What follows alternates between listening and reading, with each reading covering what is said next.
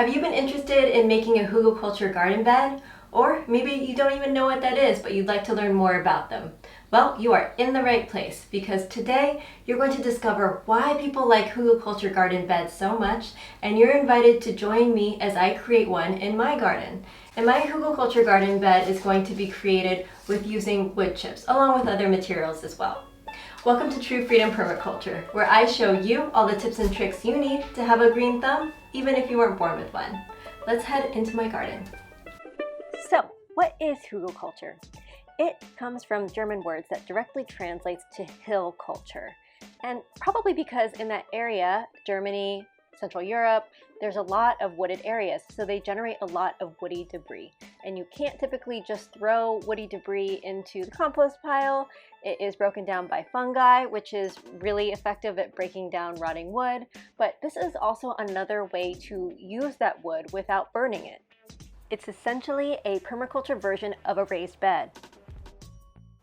First, I had to decide where I wanted to place my hugelkultur bed. And really, you can build these beds anywhere, but I have this slightly sloping area of the garden, and I thought about maybe I could create a berm or a mound and sort of catch some of the water that falls. I didn't create a swale, so I didn't dig out a trench, but because of the slope of the area, I figured the water would naturally run into this hill that I've created. I made it slightly contoured. I don't know if you can tell from this perspective, but it's slightly contoured at the ends and curved, so that way hopefully it will hold some of the rainwater that falls down that hill.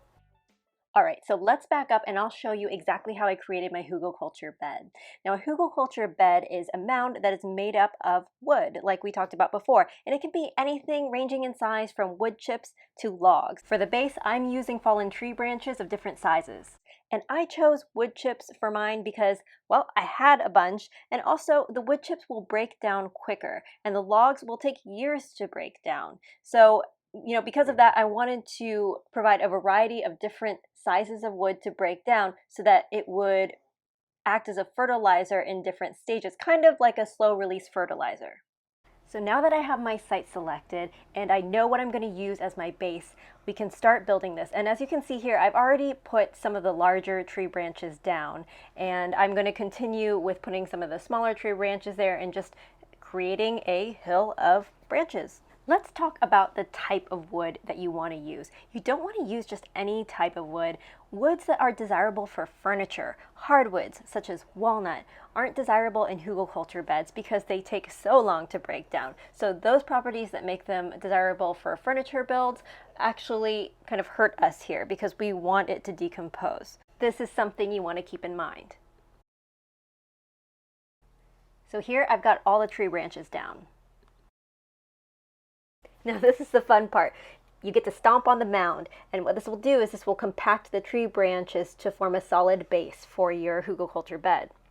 Next, over the top of the wood, I added biomass such as grass clippings, weeds, any tree trimmings, etc. Anything that you could compost, and I put a layer of that on top. After that, I gathered some more materials, which meant I brought in some of my wood chips, and I also did some weeding so I would have some more green to add to the pile. Now, some of you might be wondering, why didn't she put the wood chips on top of the tree branches when she was putting the other wood parts down? And the reason is that if I had done that, even though I compacted it, the wood chips would have just fallen straight through to the bottom. And I really was hoping that they would decompose faster than the branches. So that's why I put the layer of green material down. I was hoping that it would catch the wood chips and prevent them all from sinking to the bottom of the base of the mound.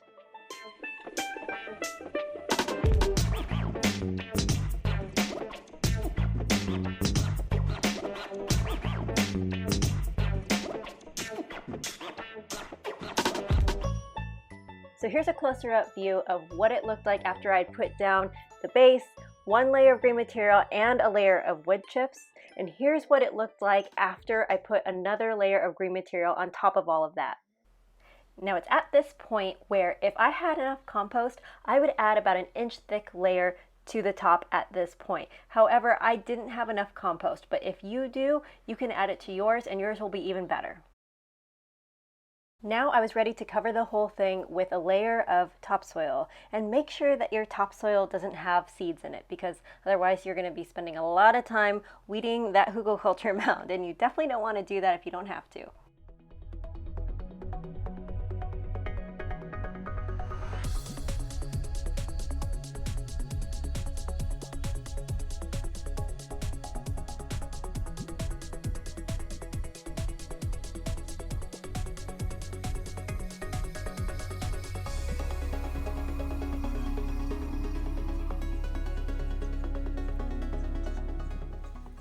After I got my soil layer down, I gave everything a really good soak. You just want everything to be pretty well watered because you're going to be putting the mulch layer on top, so not a lot of moisture is going to get through at that point if you wait to water it after the mulch layer is on.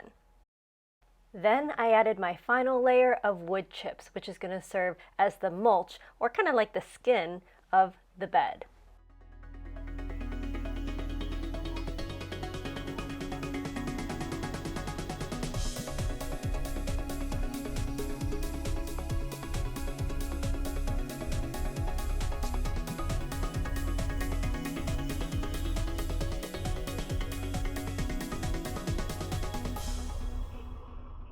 Okay, this is what it looked like when it was all finished.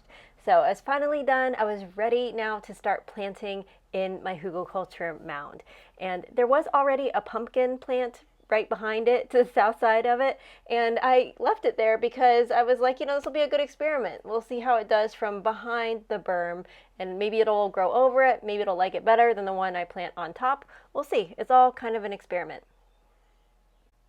For me, this was the fun part, which was planting all my little seedlings that needed a place to go. Before I actually planted anything, I kept all of my seedlings in their containers and just sort of stuck them on the mound until I figured out exactly where I wanted each seedling to go. Let's talk about what types of things to plant on your hugelkultur mound. Crops that like the sun will typically enjoy being planted on top of hugelkultur beds. Things like potatoes, tomatoes, squashes, peppers, and melons.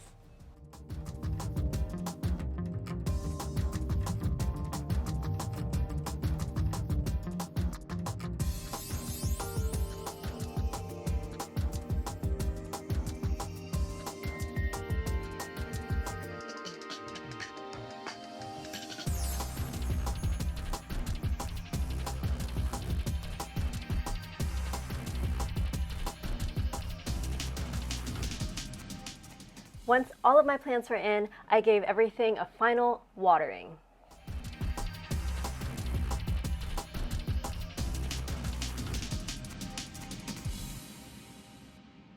This is my hugelkultur bed with everything finally planted in it.